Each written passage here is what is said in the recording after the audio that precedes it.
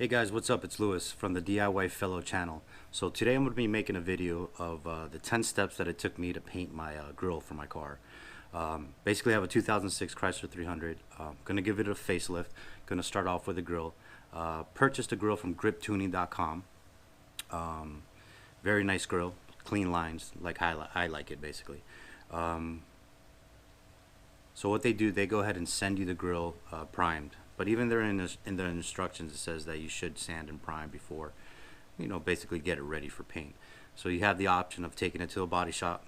They can go ahead and do all that for you, or you can try to do it yourself like I did. I did it in 10 steps. These are the 10 steps that I did. Hopefully it works out for me, and hopefully it'll help you guys. All right, guys. So this is the grille from griptuning.com. Once again, I'm going to be putting it on my 06 Chrysler 300. Do a little paint work and prep work before we put it on.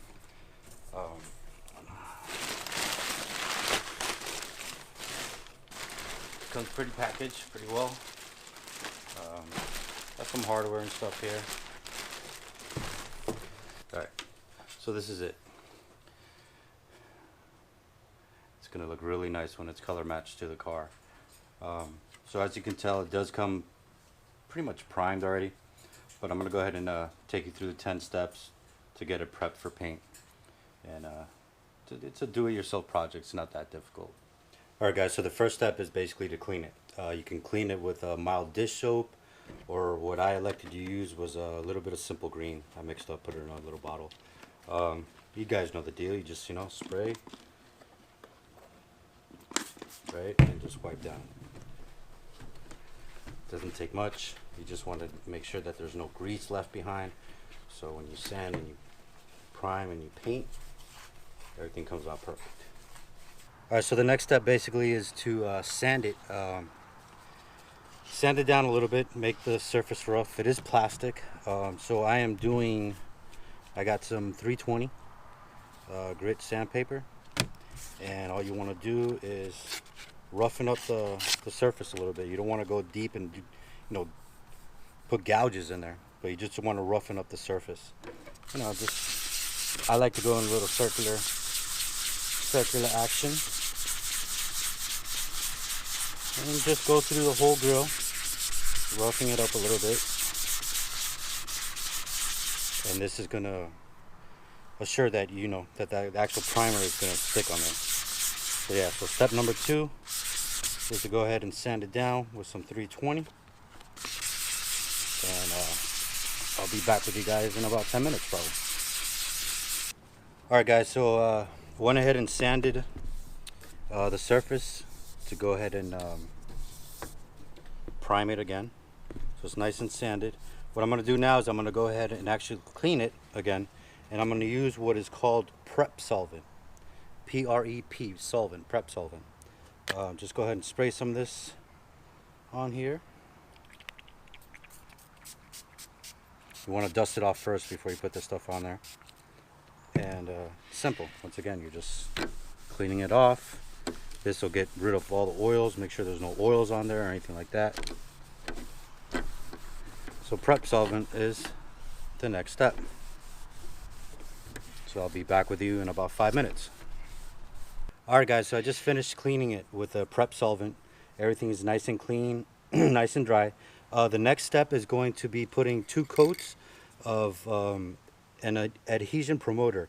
Pick it up in a can. Basically what it does, it helps the primer stick on better and the paint stick on. So that's why I'm doing it. That's the next step, so let's get to it.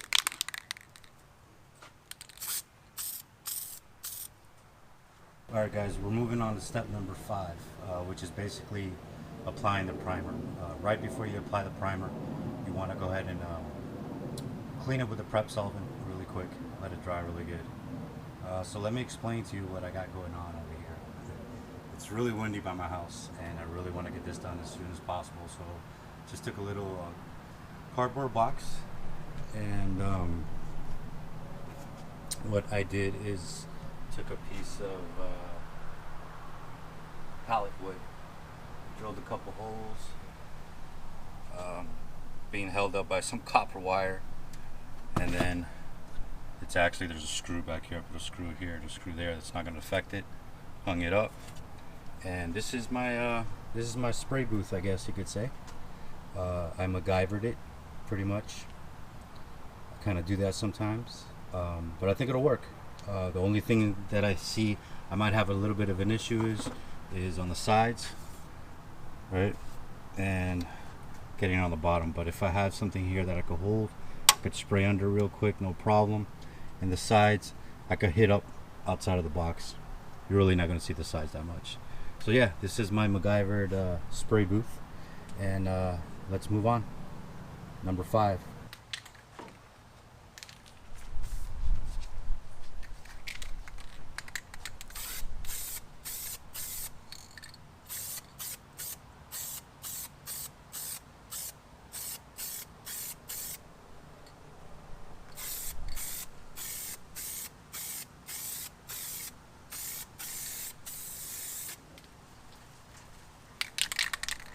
You should really wear a mask while you're doing this. I'm not wearing a mask, but you should really wear a mask. Alright guys, so once again, you want to hit it up with a primer at least 2 times. Wait 5 to 10 minutes in between each coat. I already gave it the first coat of primer. I'm about to go ahead and give it the second now. That's for the first. Doesn't look too bad.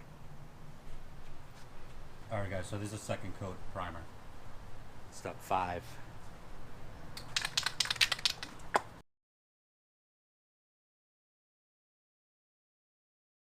Alright guys, so moving on to step 6. Basically we're going to sand it before we put the base coat again. Going to lightly sand it. I'm using 600 grit.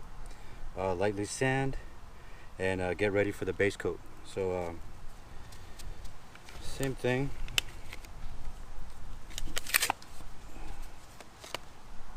Take a piece, I cut it in half, and lightly go over it.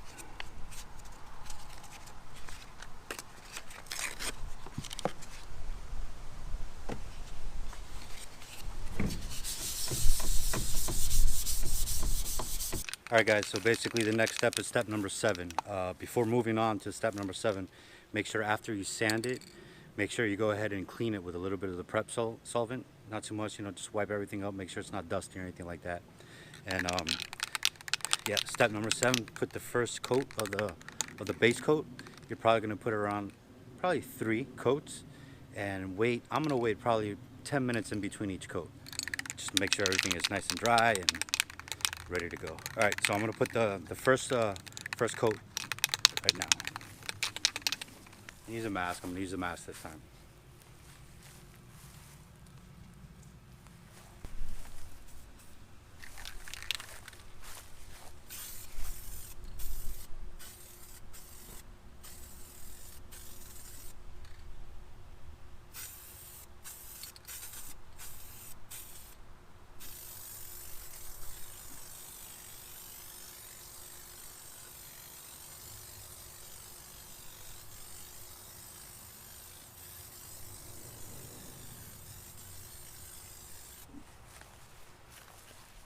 Alright guys, this is going to be the second coat. As you can tell, I had to put a piece of tape running to the table so this wouldn't fall over, because it fell over, but nothing was damaged. No harm, no foul. So here we go, the second coat.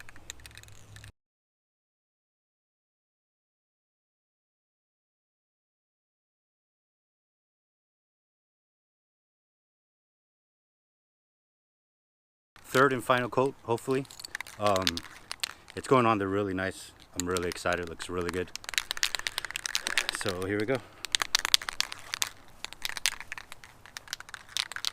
Whenever you start over, whenever you go in between coats, it's always a good thing if you want to go ahead and, well, actually you should put your can upside down and go ahead and press it, and it'll get like all the old paint out of there. It'll make it nice, so it'll shoot nice again. You want to do that in between coats, I would recommend.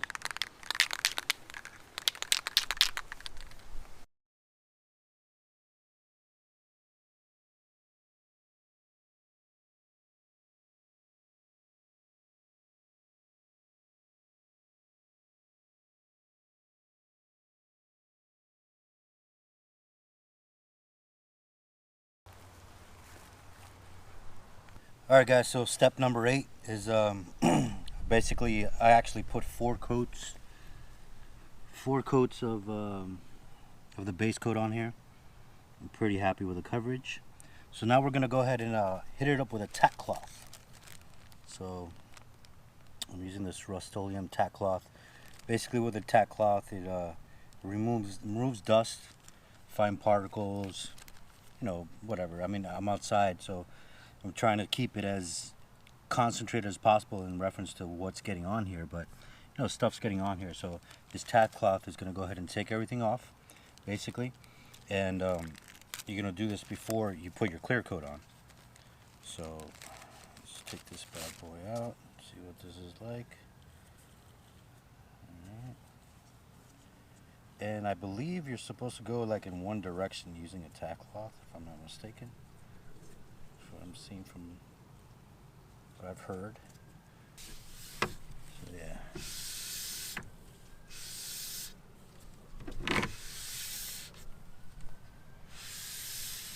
Just ever so lightly. Moving all the dust particles. Oops, any dirt. And before you actually use the tack cloth, after you finish your last coat of base coat, you want to at least let it dry for a half an hour before you do this process. I actually let it dry for about an hour. So before you hit it up with a tack cloth, make sure that you let the base coat dry fully for at least a half an hour. Alright guys, so I'm going to hit this up a couple more times. After this, I'm going to put it back on our spray booth that I made and hit it up with probably 3 to 4 coats of clear. Alright guys, so step 9 is the gloss clear coat. Important thing, obviously shake it. If it tells you 2 minutes, shake it for 2-3 minutes. The more you shake it, the better coverage you'll get on any spray can. Doesn't matter if it's gloss, it doesn't matter if it's regular paint, whatever. You always want to go by the directions. Another thing is with a clear coat, so what they say is basically the way that you spray it on is the way that it's going to stay. So you want to go with long, continuous strokes. You don't want to go because it might go on there unevenly. So basically long, continuous strokes, and it should go on there smooth. So let's see how this works.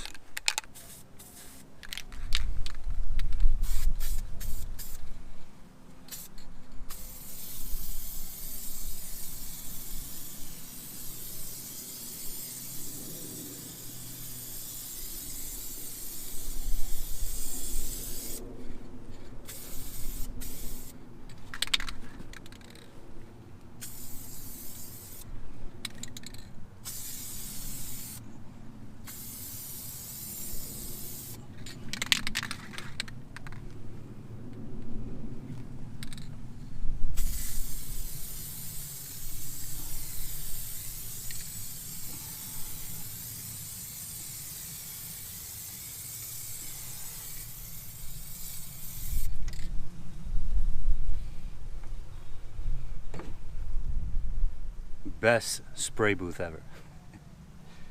Hey man, it's a little ghetto, a little MacGyvered out, but it definitely worked. So,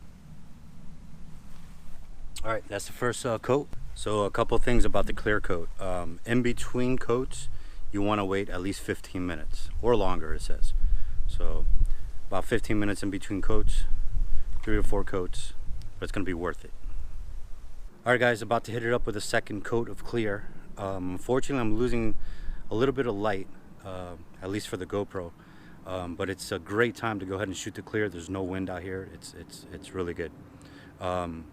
Make sure when you do hit up the clear, remember long steady strokes. You'll find your groove. Don't do none of that'll mess it up, right? So long steady strokes. All right, let's get to it.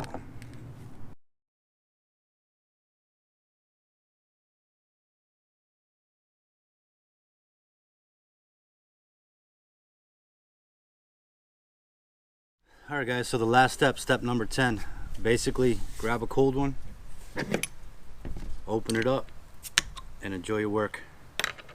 So this is it's good. This is the final product. So color matched pretty well. I'm doing the fog lights now, so once I do the fog lights and I put everything back. With this bumper, I actually bought a like a mesh screen for the back of it, so it's gonna have a mesh screen on the back. It's gonna look pretty nice. But yeah, this is the spray can paint job. Follow all your steps, you're gonna get a nice glossy look like this. I can't wait to finish the fog lights, fix up the bumper a little bit, and wax her all up. It'll be great. Alright guys, it was fun making the video for you. Check out my next video on the fog lights. And do me a favor guys, please subscribe and like the videos. I appreciate it. Thanks.